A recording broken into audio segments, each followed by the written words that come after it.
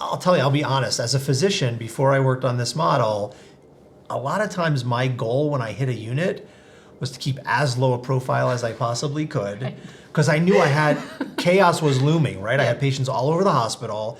You have no idea what's gonna happen with them. I just saw Dr. Mannheim. Right, well, so what you don't wanna happen is the nurse to see you, right? And ask you a question you can't answer, or that is gonna need to take way too much of your time.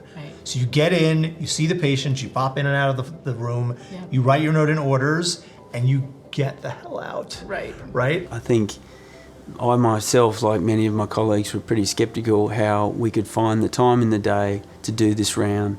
Where is there an hour in the morning where you can stop doing whatever you're doing and be in this place? How can you get all the work done needed to be ready for the SIBR round in 2 or 3 hours? And how can we expect our junior staff to be able to effectively communicate with the patient about what we're thinking and with the other team members? So I had a lot of doubts on those areas. Yeah, I think just you have to use what this place is, which is a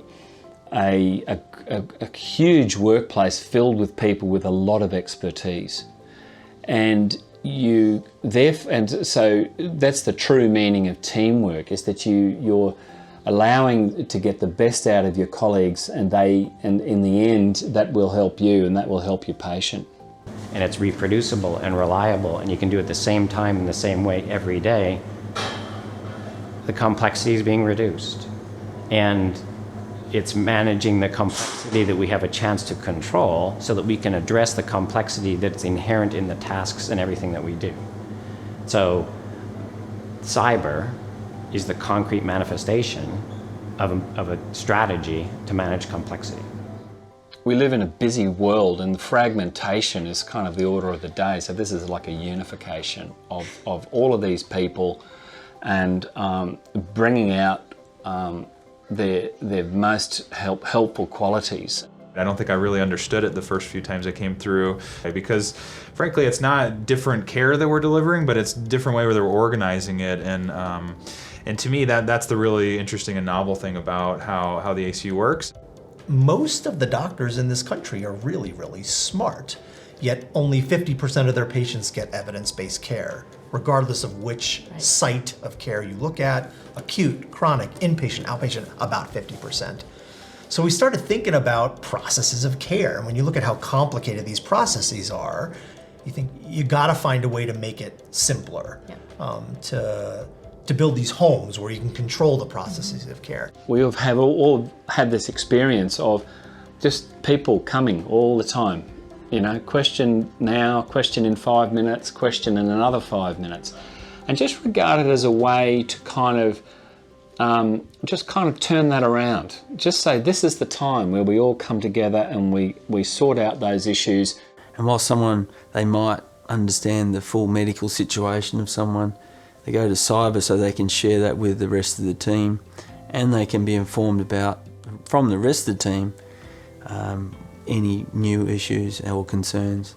And so it's really just highlighting how important that is and why it's important that they SIBR every day.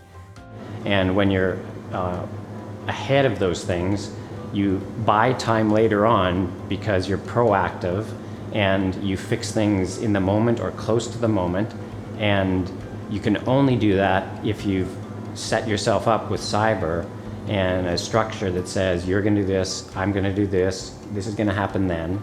And everyone understands an arc of 24 hours. And that's really what you need to do.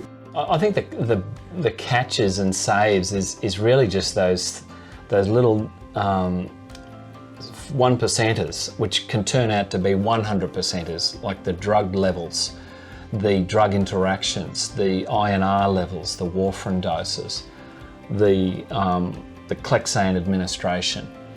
And it's just because doctors tend to not be great on those kind of seemingly mundane details, and to allow your colleagues to kind of keep you constantly updated on protocols and standards in your work. So I think it's opened up a whole new avenue in terms of communication about allied health concerns that we never used to get until things were quite far down the road.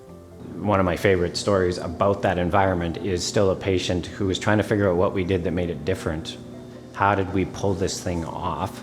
And he eventually came to his conclusion and told me that I must have done a search through the entire health region and found the best nurses, doctors, pharmacists, physiotherapists, et cetera, and brought them all to one place. And that's how we made the care so great there, which of course isn't true. And not only that, is a giant compliment, because that unit previously was thought of a place where the patient experience was terrible and the staff hadn't changed. Same people, changed the environment they get to work in.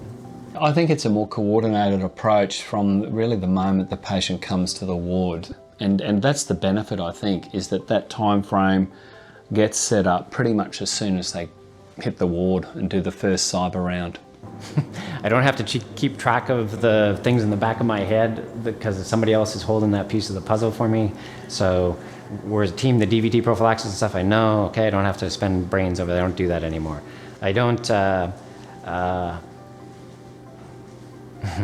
don't run around the hospital. My day is very focused, and I don't get a lot of calls and pages and stuff anymore. So we measured, and some of this is sort of published, but we measured mortality, length of stay, readmissions, CAUTIs, CLABSIs, some process measures. We measured variance, sort of around rates of these things. We measured cost. And what we did was measure it before, after implementation of the ACU on the same unit, so same patients, same doctors.